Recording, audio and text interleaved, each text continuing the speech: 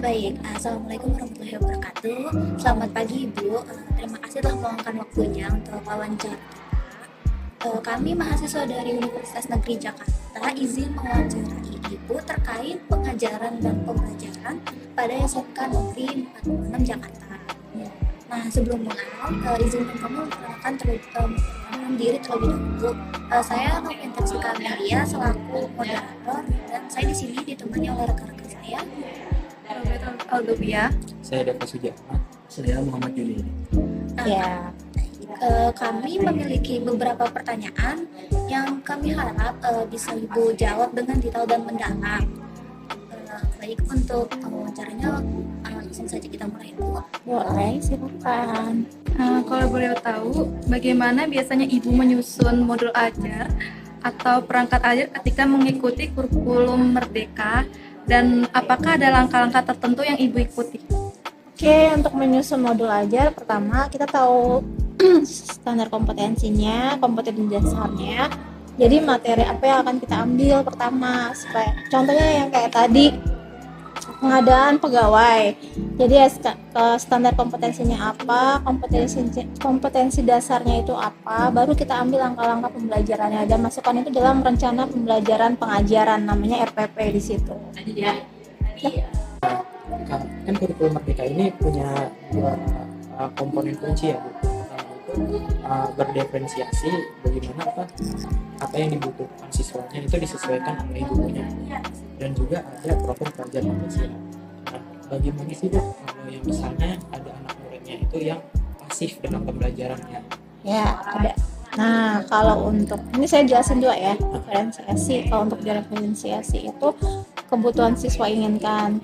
Semua sih insya Allah kalau selama pembelajaran di saya ya itu semuanya terpenuhi. Cuman hanya kan di sini sekarang udah ada kayak semacam anak berkebutuhan khusus ya. Jadi kita harus menerima. Kita tidak bisa menolak karena itu udah peraturan.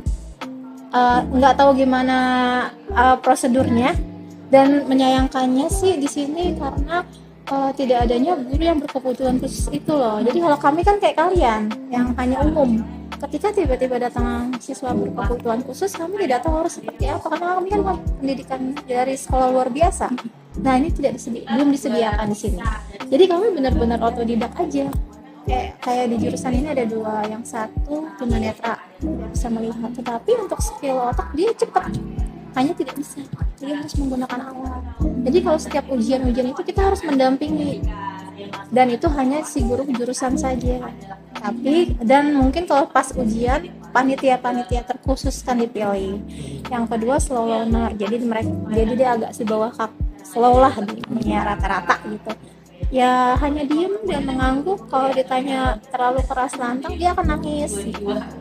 Itu jadi kalau misalnya untuk saya kurikulum itu yang diferensiasi itu yang saya jelaskan seperti itu. Tapi alhamdulillah ini sekarang udah selesai, udah lulus kemarin juga, udah kami kondisikan lah sebagaimana baiknya gitu loh. Memang sudah dititipkan kan di sini. Nah, kalau yang untuk profil Pancasila yang P5 ya. Nah, P5 itu banyak sekali kegiatannya.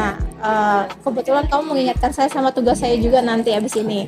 Nah, karena P5 banyak kegiatannya, kayak ada masalah lomba atau apa, kan ada kewirausahaan, bikin ini bikin itu. Saya juga kadang-kadang apalagi gitu ya, karena sekarang guru itu bukan hanya mengajar ya, jadi indoor outdoor dan di mana-mana. Jadi nanti kamu kalau mau jadi guru, kamu juga bukan hanya mempersiapkan materi dan ilmu aja, mental juga pastinya kesiapan itu, karena kalian yang akan berhadapan dengan anak-anak yang secantik-cantik dan setampan tadi. Jadi kamu jangan nanti jangan nanti mestinya jangan baperan, karena anak-anak sekarang itu luar biasa loh jawaban pertanyaan dari mereka loh. Asal kamu bisa ngeper aja ya, jadi kemana-mana jawaban. Jadi lanjut. Inovasi yang dilakukan dalam pembelajaran. Kalau untuk ibu sendiri sih inovasinya paling hanya pelemparan tanya jawab seperti itu aja sih sampai saat ini, karena kan kita kan bukan kayak produk ya, bingung. Iya, terus sama ada lagi mungkin kayak peran siswa sebagai seorang resepsionis di bawah, kan suka ada tuh, kita ada, cuma kalau sekarang nggak ada ya, kan ada kegiatan. jadi nggak ada anak Jadi tuh jangan ada. kayak simulasi gitu. Iya, ada simulasi seperti itu. Cuman mereka waktunya tertentu karena kan juga berbarengan sama pembelajaran. Jadi kadang suka naik nanti ntar kosong, ntar gantian. Seperti itu. Resepsionis juga berjalan sih di sini.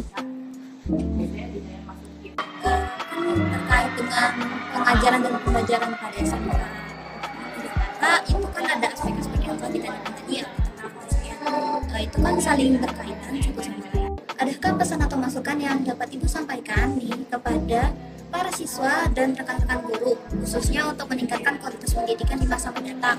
Mungkin juga saran bagi orang tua agar lebih mendukung proses pembelajaran anak-anak mereka. Oke, terima kasih untuk waktu dan tempatnya.